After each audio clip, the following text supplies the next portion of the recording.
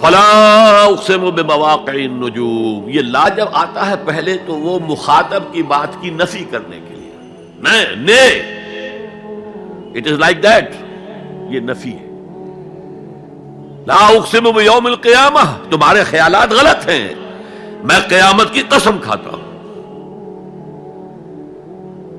تو فرمایا فلا اقسم بمواقع النجوم، وقع یقع کے کیا معنی ہے؟ اور یہ سورت کون سی؟ واقعہ، اذا وقعت الواقعہ، وقع گر جانا، پڑ جانا، یہ ستاروں کے ڈوبنے کی جگہ ہے۔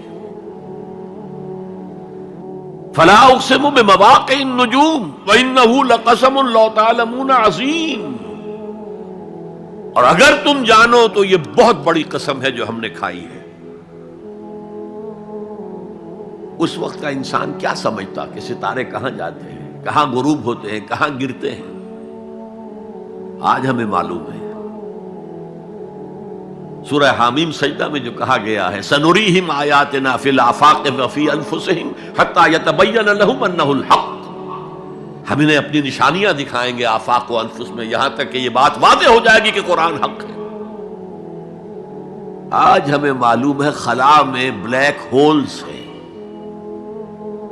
اور یہ بلیک ہولز بڑے بڑے ستاروں کے پچکنے سے، پچک جانے سے پیدا ہوئے، اور جب وہ بڑے ستارے پچکتے ہیں، جو خلا پیدا ہوتا ہے، ویکیوم، اس میں بڑی طاقت ہوتی ہے، اس کے پاس سے کوئی سیارہ، کوئی ستارہ گزر جائے اسے کھینچ لیتا ہے قبر کے اندر۔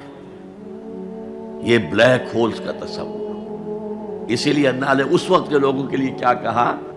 فلا اقسم بمواقع النجوم وانه لقسم لو تعلمون عظیم، انه لقرآن کریم، یہ بہت باعزت قرآن ہے، فی کتاب مکنون، ایک چھپی ہوئی کتاب میں ہے،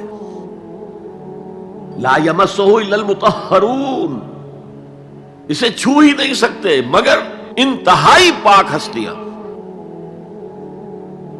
اس کے کیا معنی ہے؟ پہلی بات تو ہمیں معلوم ہو گئی، مراد فرشتے ہیں، بے ایدی سفرۃ کرام بررہ، اسی کی شرح ہو رہی ہے نا۔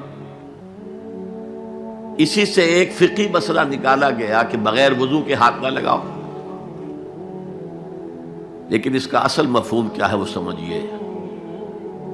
قرآن کی روح تک کوئی نہیں پہنچ سکتا جب تک کہ تزکیہ نفس نہ ہو گیا۔ اگر حب مال، حب دنیا، حب جاہ، حب شہرت، اگر یہ تمام محبت میں دل سے نکل نہ جائیں تو قرآن کی روح تک آپ کی اپروچ نہیں ہوگی۔ مولانا روم نے کہا ہے، اگرچہ ذرا میں سمجھتا ہوں کہ انہوں نے بہت سخت الفاظ استعمال کیے ہیں، ماز قرآن مغزہا برداشتے استخاں پیش سگا انداختے، ہم نے قرآن سے اس کا مغز لے لیا ہے، جو ایسنس ہے وہ کھینچ لیا ہے، ہڈی کا گودا جو ہے وہ ہم نے نکال لیا ہے، ہڈیاں ہم نے پھینک دی ہیں کتوں کے سامنے جو لڑ رہے ہیں۔ علم کلام کا مسئلہ ہے صفات حق حق سے جدا یا عین ذات، قرآن مخلوق ہے یا نہیں ہے، غیر مخلوق، اور بڑے بڑے ہو رہے ہیں اس کے اوپر، یہ کتے لڑ رہے ہیں ان ہڈیوں کے اوپر۔ ہم نے اس میں سے اصل شے نکال لی، وہ کیا ہے؟ اللہ کی محبت، اللہ کی معرفت، یہ ہے اصل شے۔ معاذ قرآن مغزہ برداشتے استخاں پیش سگا انداختے۔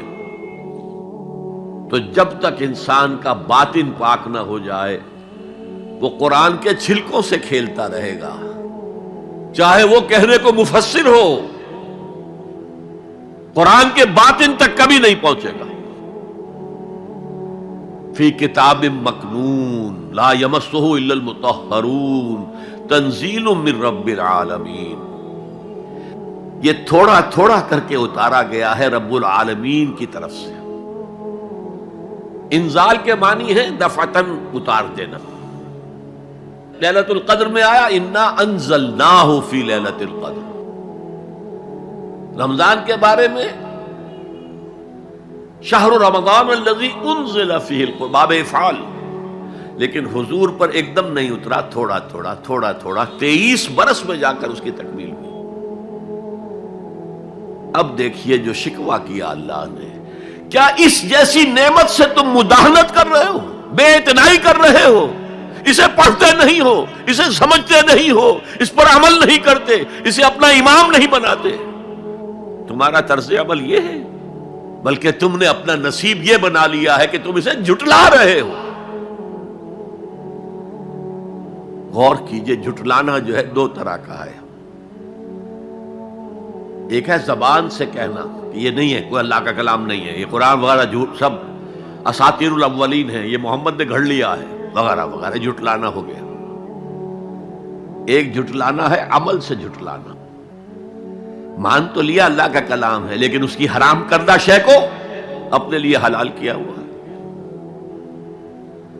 حدیث نبوی ہے، ما آمن بالقرآن من استحل محارمہ، اس شخص کا قرآن پر کوئی ایمان نہیں ہے جو اس کی حرام کردہ چیز کو اپنے لیے حلال ٹھہرا لے۔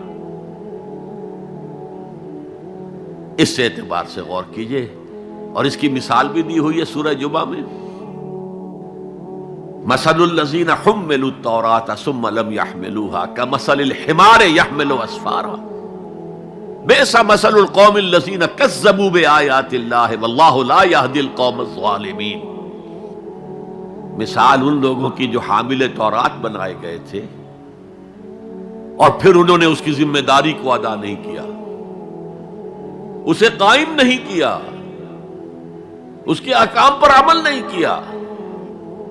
جیسے فرمایا ہے سورہ اعراف میں، قل یا اہل الکتاب، کہہ دیجئے اے نبی صلی اللہ علیہ وسلم، اے کتاب والو، لستم علی شیء حتی تقیموا التوراۃ والانجیل وما انزل الیکم من ربکم، تمہاری کوئی حیثیت ہماری نگاہ میں نہیں ہے، تمہارا منہ نہیں ہے کہ ہم سے دعا کرو جب تک کہ تم تورات اور انجیل کو اور جو کچھ نازل کیا گیا تمہاری طرف اسے قائم نہیں کرتے۔ آج اللہ ہماری دعائیں نہیں سنتا، 30 لاکھ جا کر حج کرتے ہیں، دنیا کے حالات میں کوئی ذرہ برابر فرق آتا ہے؟ اول تو حرام کی کمائی سے حج ہو رہا ہے، تو حج ہے ہی نہیں سرے سے۔ جو کچھ کرتے گئے تھے سودی کاروبار وہی آ کر دوبارہ شروع کر دیا، سرکاری ملازم تو جو رشوت پہلے لے رہے تھے اس کے بعد آ کر شروع کر دیا۔ یہ کیا ہے؟ یہ تکذیب بالعمل ہے، جھٹلانا ہے۔ تم نے اپنا نصیب یہ بنا لیا ہے کہ تم قرآن کو جھٹلا رہے ہو، جیسے کہ انہوں نے جھٹلایا تھا۔ مثل الذین حملوا التوراۃ ثم لم يحملوها كمثل الحمار يحمل اسفارا، ان کی مثال ان گدھوں کی سی ہے جن پر کتابوں کا بوجھ لاد دیا گیا۔ مکالمات فلاں تم گٹھڑی باندھ کر گدھے کے اوپر رکھ دیجئے تو کیا وہ واقعی منطقی اور فلسفی بن جائے گا؟ یہ مثال اللہ دے رہا ہے۔ اور یہ مثال کیوں دی گئی ہے؟ اس آئینے میں ہمیں ہماری تصویر دکھائی گئی ہے۔ تم اگر قرآن کا حق ادا نہیں کر رہے تو تمہاری مثال وہی ہے جو یہود کی تھی۔ بئس مثل القوم الذین کذبوا بآیات اللہ، بری مثال ہے اس قوم کی جس نے اللہ کی آیات کو جھٹلایا۔ تو زبان سے تو یہودیوں نے کبھی نہیں جھٹلایا تورات کو، عمل سے جھٹلایا ہے۔ یہ وہ 5 مقامات ہیں جن میں اللہ تعالیٰ نے خود اپنے کلام کی ثنا بیان کی ہے، تعریف کی ہے، اس کی عظمت کو بیان کیا۔ اب میں آپ کے سامنے ایک حدیث رکھنا چاہتا ہوں، حضور نے کیا فرمایا۔ ایک حدیث سنا چکا ہوں آپ کو، عن عثمان بن عفان رضی اللہ تعالی عنہ قال قال رسول اللہ صلی اللہ علیہ وسلم خیرکم من تعلم القرآن وعلمہ، تم میں سے بہترین لوگ وہ ہیں جو قرآن سیکھیں اور سکھائیں۔ یہ حدیث بڑی عجیب ہے، یہ ترمذی میں بھی ہے اور دارمی میں ہے، اور اس کے راوی حضرت علی ہیں رضی اللہ تعالی عنہ۔ عن علی رضی اللہ عنہ قال، حضرت علی فرماتے ہیں انی سمعت رسول اللہ صلی اللہ علیہ وسلم یقول، میں نے سنا اللہ کے رسول صلی اللہ علیہ وسلم کو یہ کہتے ہوئے، انہا ستکون فتنۃ ان قریب ایک بہت بڑا فتنہ رونما ہوگا۔ حضرت علی فرماتے ہیں قلت، میں نے عرض کیا مل مخرج منہا یا رسول اللہ، اے اللہ کے رسول یہ فرمائیے اس فتنے سے بچنے کا، نکلنے کا راستہ کون سا ہوگا؟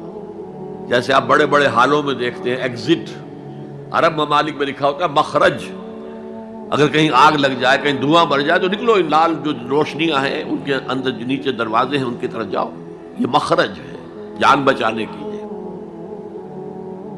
یہاں ایک لحظہ توقف کر کے ہمارا اور صحابہ کا جو فرق ہے اس کو نوٹ کر لیجئے۔